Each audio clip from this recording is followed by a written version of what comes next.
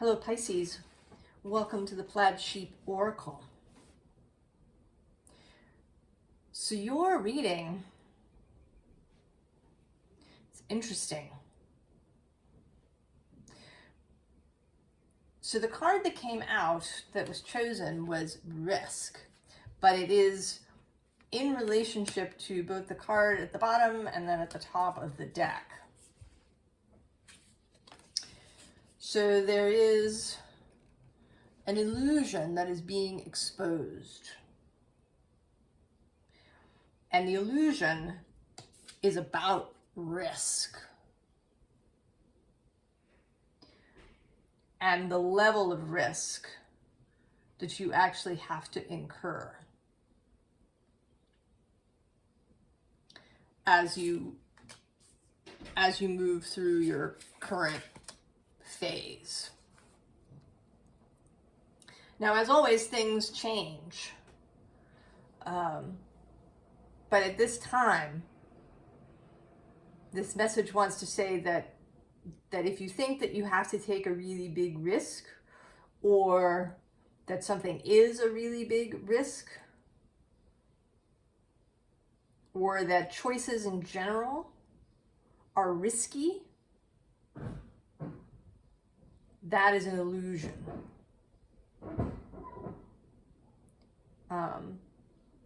And that is being exposed at this time. Now this might have to do with Saturn moving through Pisces, because I think having Saturn anywhere mitigates risk, because he's so stable, so reliable, so strong in energy. And he is about to, at the end of June, station retrograde. He's actually just about reached where he's stopping. He's only going to move arc minutes from now until he stations retrograde, I think on the 29th of June.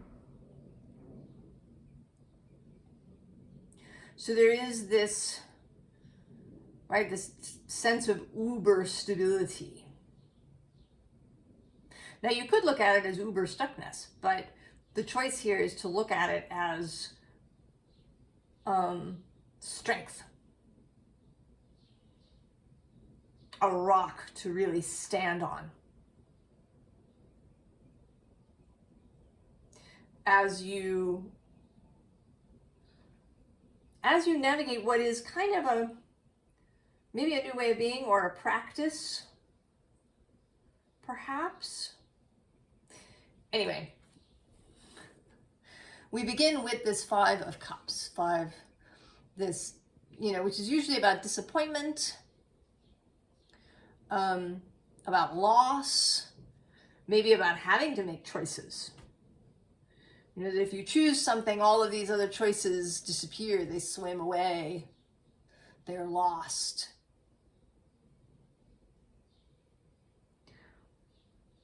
And this may be something that you've experienced in your life in general. This sense of, choices being difficult, perhaps, or, very nebulous. Maybe you have trouble seeing clearly, perhaps, about choices.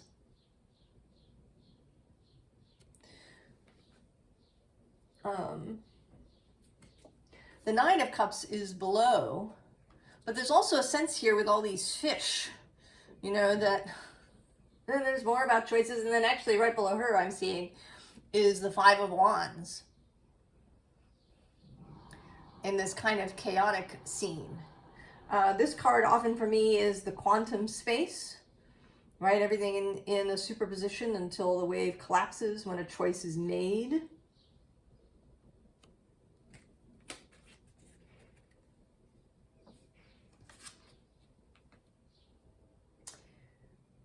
And at the bottom of the deck is the Three of Cups.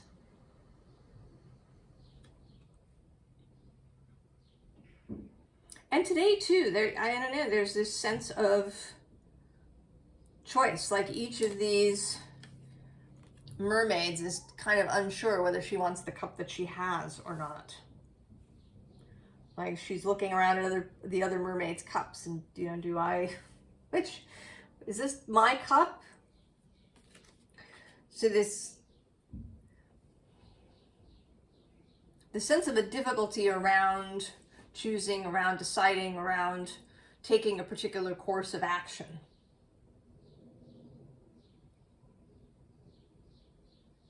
And it may be that it's centered for most of you watching around the idea of risk. That there will be some kind of loss or failure. Either if you choose incorrectly, or that some choices are just inherently risky, that there's a high chance of failure, perhaps. But this first row wants to say unequivocally that this is not necessary. If you approach this whole thing properly, I do want to say, or at least from in the suggested manner. So we start with this Queen of Swords, and then we have the King of Wands. So head and heart. And here facing one another in communication. And this is, right, this is a theme that comes up repeatedly through the readings. This combining of head and heart. I've been thinking of it too as more of what, if you've read any of Ian McGilchrist's work on the right and left brain differences, that the right sees holistically and the left in a more atomized, abstract way. So the combining of these two things as well.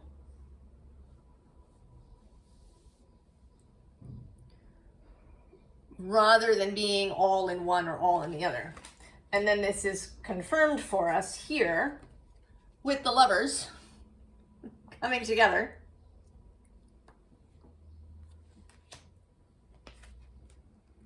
And then the Two of Pentacles, the card that of relationship of different things, of juggling different things, and of deciding between different things. And very much in a material way. It is possible, Pisces, that there's some particular choice that is approaching you. Could be during this Saturn return, maybe, or if you're not watching this when I post it, there may be some other transit that's happening, an aspect, a transit to your own chart, some events that are coming together where you are going to be presented with a particular set of options. And there may be more than two, possibly. But we'll stick with two for simplicity's sake. And so thinking now more about this illusion, and that it, you know, in some ways it isn't an illusion, right? We've all made choices that didn't work out so well.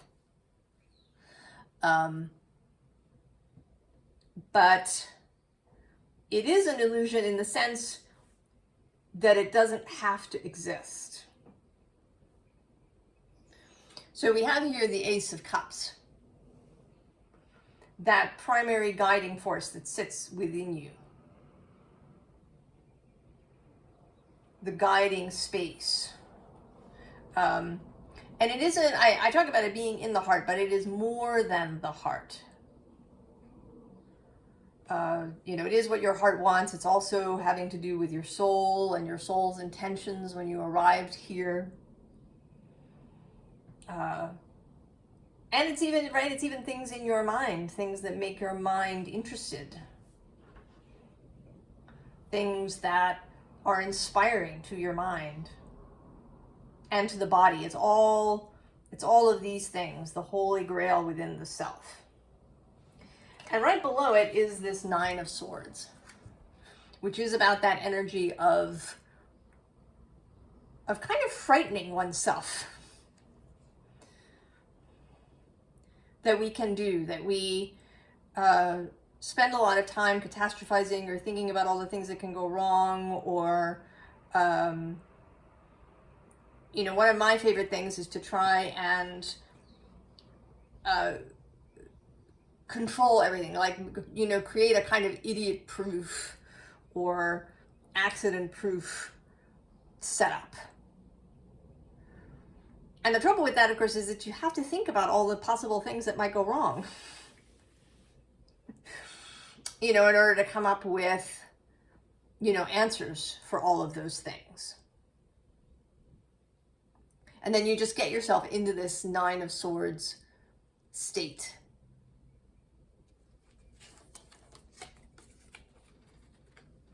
And then at the bottom of this deck, we have this Three of Swords. That maybe you have felt in the past really kind of pinned by this.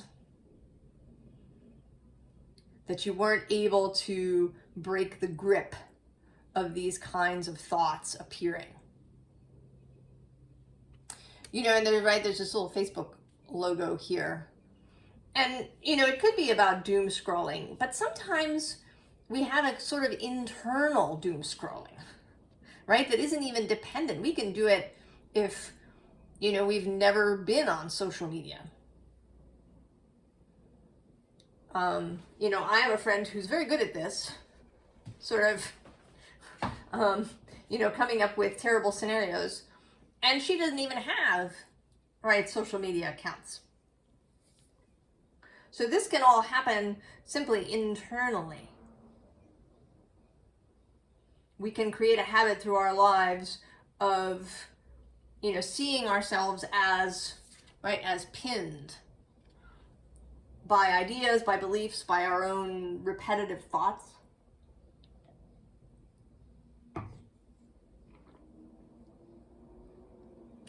But it seems that now, in the particular moment, there is an energy coming that is going to allow you to see that this is an illusion, that you aren't really trapped, that, you know, that there is perhaps this, right, this subconscious, this unconscious stuff going down here that creates this conflict on the surface. The ability to see, maybe really clearly for the first time, why you do this stuff. What is it you're trying to accomplish?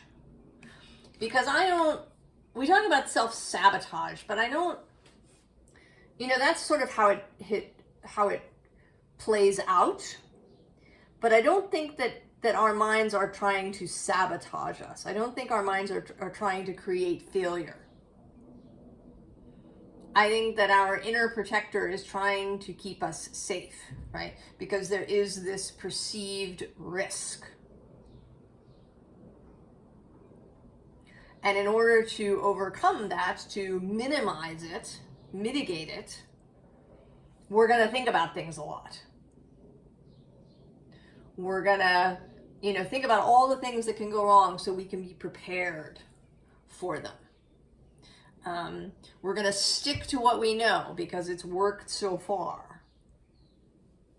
All right, we made it this far. We're alive. We're functional. We have a life, roof over our head. So this has worked so far. We should stick with it. I think that this can be even, you know, Pisces is a mutable sign, and, in theory, the mutable signs are more amenable to change. But I don't know if that's always necessarily true. And also we have, you know, more in our chart than just whatever this Pisces placement is. And if you're like me and you have a Pisces North node, then that, you know, is something that you're striving towards, but you've got, you know, this Virgo South node happening.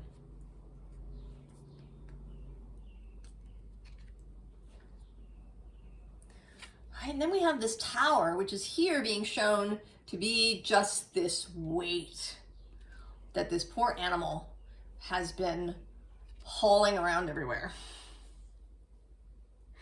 It's like, it isn't even that the Tower is actually happening. It's that, right, there's this fear of the Tower. The Tower is a constant presence. The constant presence of the risk of something terrible happening. Something going wrong, of loss, of failure, of grief.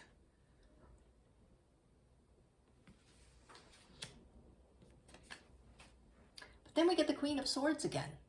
And this feels a little bit like, right, like the Emperor has no clothes.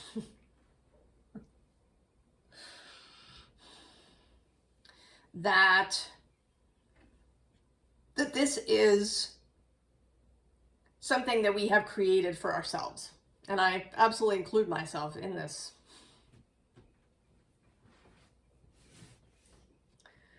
That we have created this for ourselves. And that now we are being shown that it isn't really there. Or that it doesn't have to be there.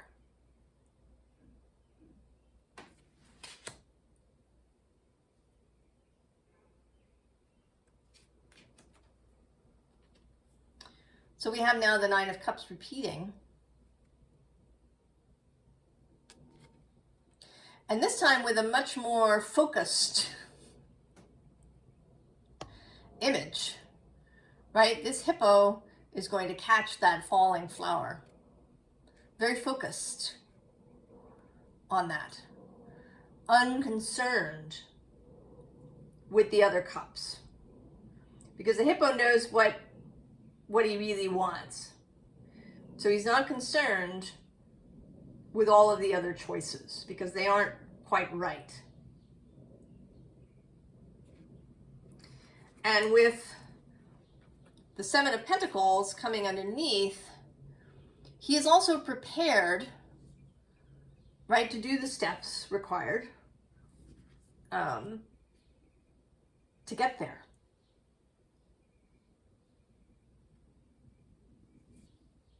And they're solid steps, right? They're pentacles.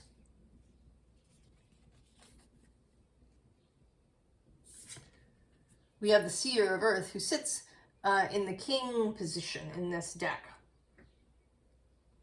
And we have, right, the actual Earth here.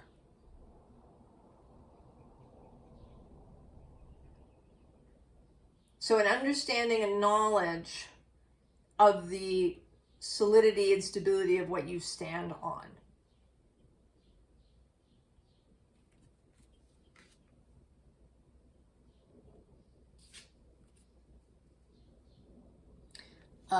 Justice here. And interestingly, in this deck, the kind of way that it's presented in the guidebook is that Justice comes out of the Wheel of Fortune, which has a similar image, but it has this spider web up here between. So that this Justice card kind of comes out of the wheel. So I'm going to say, now although I've been avoiding the word, I'm going to say balance, harmony, you know, the ability, I would say, to balance in the sense of, you know, walking, say, on a tightrope, or standing between choices and feeling really stable. You know, just being able to just stroll across the high wire or the balance beam. A sense of strength that you, right? It's like an understanding of the wheel.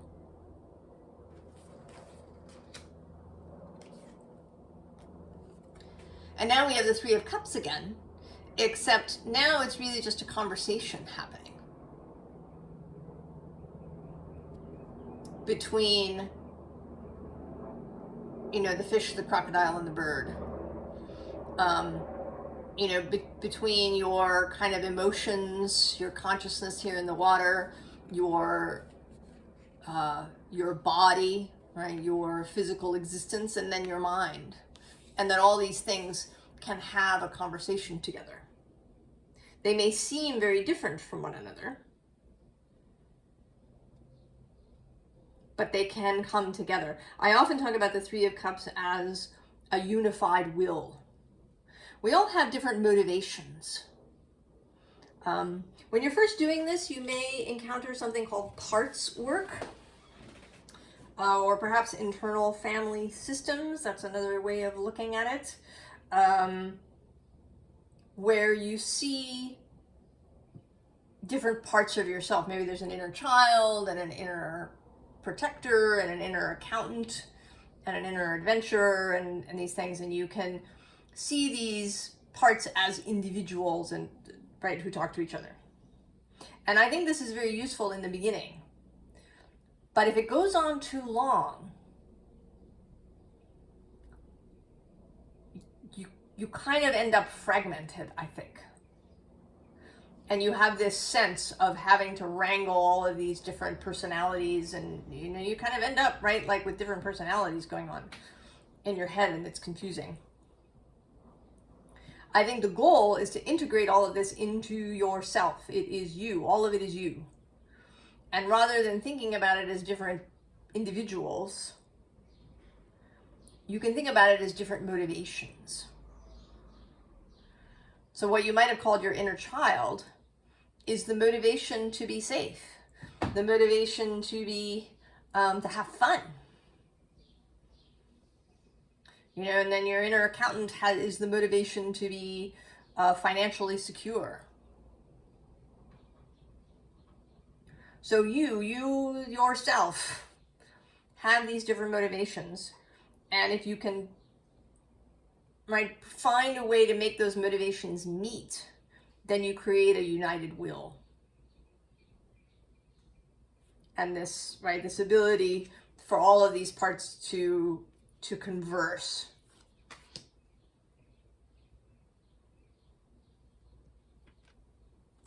Then we have the source of air.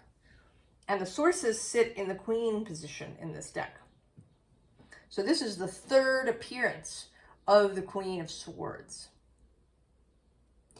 And here with this, right, rather than kind of as information incoming, this is information outgoing. This is you stating your preferences, your desires, your wants, your needs, and stating them clearly. So that both you and, you know, Source, of course, has always known.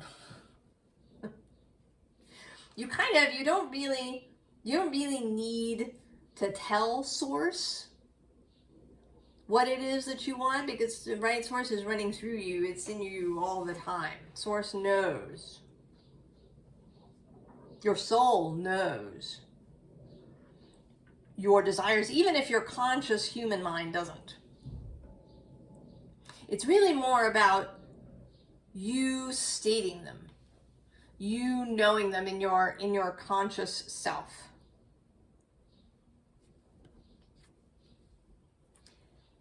And then the High Priestess. The ability to hear the response. So you've you've stated these things for yourself. What it is that you're looking for, what it is that you desire, what it is that you need. You've come into clarity about that. You've come into unity. Right? You can have security and financial security as well as fun. You can find ways that all of these things can be honored. And you're now unified. And then Source is going to respond. You know, go here. Do this. Right? There'll be inspiration incoming in order to take action. Right? Clarity when choices are presented to you will come through. Because now you can see that what has seemed like conflict, either within the self or maybe even with other people. The Five of Wands does often speak of conflict with other people. You know, maybe because you're not getting what you want, or you feel like you have to go through them to get what you want.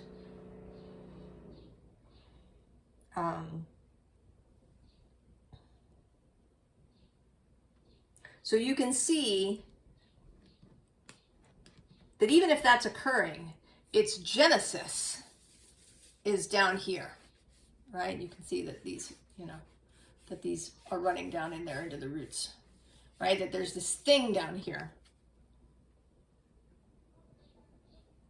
You know, perhaps a fear of something. I mean, it might even be a fear of something very specific that has just traveled with you through your whole life and you don't even really know it.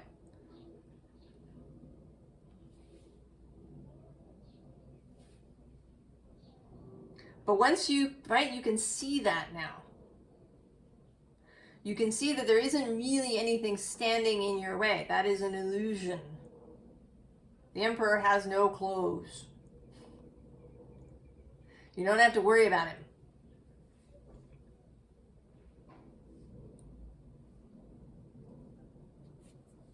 So then we have partnership, right? Which is this both, you know, kind of within yourself, but also with your fellowship with Source, and quite possibly with other people. Certainly one of the things that might seem risky is to join up with somebody, whether that's romantically or in a business-like way. Forming a partnership, especially when, you know, friendship is a little bit different. I mean, certainly there can be a sense of risks with friendship, you know, if you're starting to, you know, really reveal intimate details about yourself and your desires to be vulnerable in that way. But both marriage and business partnership also have, you know, more possible problems, right? Certainly if it is marriage and a business partnership, there are legal ramifications. There are ways that you become, you know, tied to another person. Or even if there isn't a marriage and you're just living together, you know, that is an enmeshment that could feel like a risk. Well, what if it doesn't work out? Then I'll, you know, one of us will have to find another place to live and so on and so forth. Then I'll be heartbroken and that'll be terrible. So it may be that part of this choice possibly has to do with another person and a partnership of some kind. And now underneath that is the risk card. But you can kind of see that in a way, right, there's nothing there. There's nothing on the road. The road is just clear. And then below that is focus. And actually also the hawk, right, with an ability to see clearly. And then joy. And then I'm going to go one more and say the Raven, who is magic, coincidence, and synchronistic events. So there are all these ways that can, virtually eliminate the risk so that it's very small.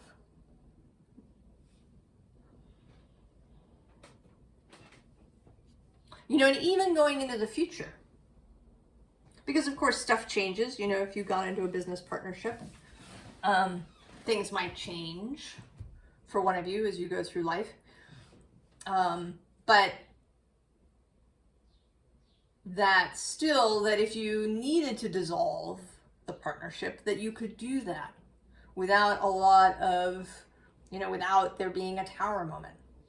That if you stay present, the bottom of the deck is the Lady of the Lake. And I'm going to say that that is the 4th appearance of the Queen of Swords. Absolute truth, courage, self-respect, responsibility.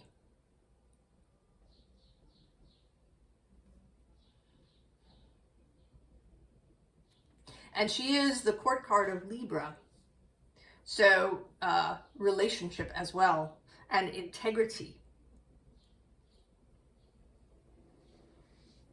And an eye for harmony, an eye for beauty.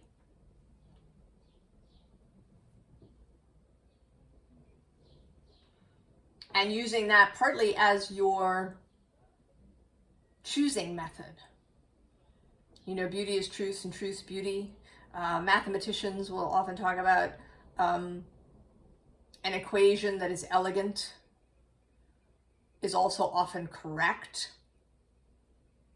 That if you have something that's really bulky and confusing, and that it's probably wrong, or at least unnecessary.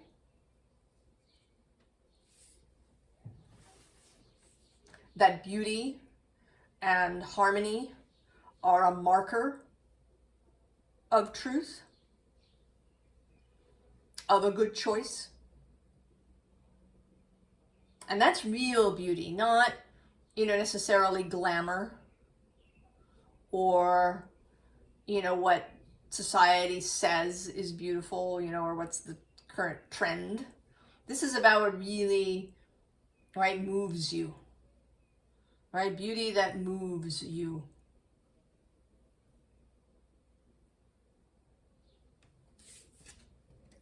Letting go, yeah.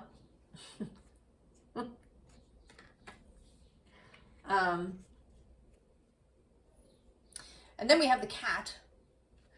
And this says independence, healthy boundaries. And yes, so relying on your inner knowing, not on somebody else's advice. But also confidence, I would say. And the use of your senses. Cats are really great examples. They, like their whiskers, which bring in all sorts of information.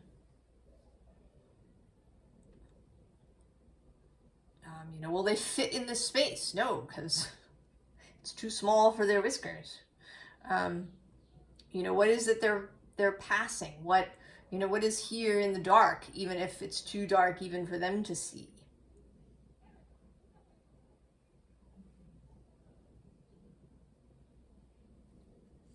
This kind of, using all available sensory apparatus, both the physical and non-physical variety that you have. And then protection, which comes from yourself, from your own knowing, from choosing to move from this heart space, choosing to move from this integrated space where the heart and mind work together rather than at cross purposes. And learning for yourself when something feels right.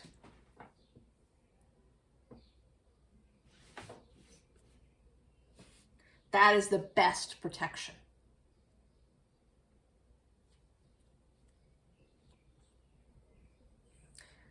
So advice, we've already had some, but we have the Empress. Confidence, embodiment, sovereignty, creativity. Below her is the Three of Swords. So to not perseverate about these things. Right, to head towards this kind of Libra-looking Six of Pentacles with his scales. And the Empress is Venus, who is also Libra's guide.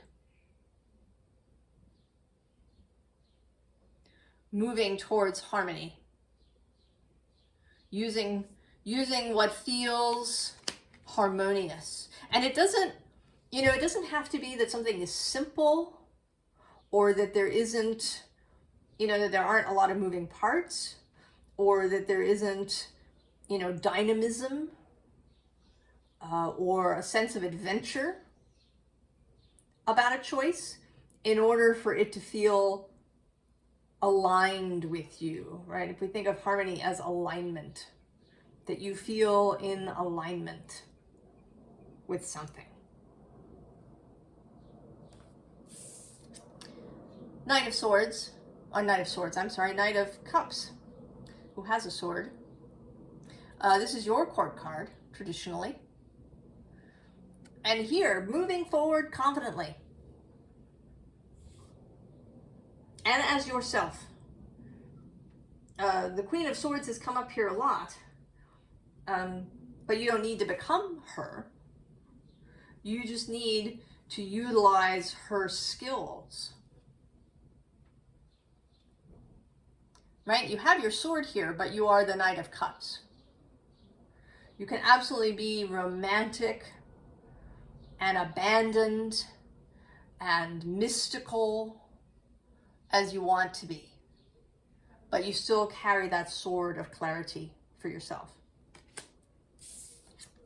Temperance. I kind of want to say it's coming up here more as mindfulness. Awareness. And temperance in the sense of moderation or in the sense of combining things. So that keeping the heart and the mind working together. And then the Chariot, more movement forward. Taking action when you are inspired to do so. And from this, this is your fellow water sign Cancer's card.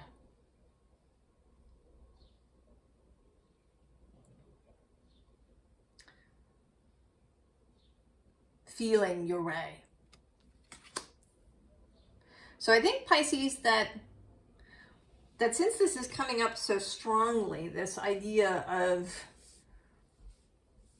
understanding how to make choices, how to move forward, how to not get stuck in feelings of fear or anxiety or remembering past disappointments or catastrophizing and expecting the tower to show up at every moment.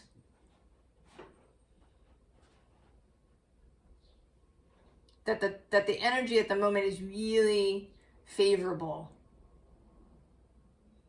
to kind of get this real sense of yourself, this unified will, this partnership of heart and mind, to get it really well practiced so it becomes second nature. And then now is the moment to really do that. And you can start small, with small choices that you make. And then get bigger, because it may be also that you are about to be presented with a choice. to make, or an opportunity that arises. And that if you've already practiced this for a bit, you will be ready to make the choice, to decide yes or no when it comes up. I wish you the very, very best, Pisces. And I will see you next time. So long.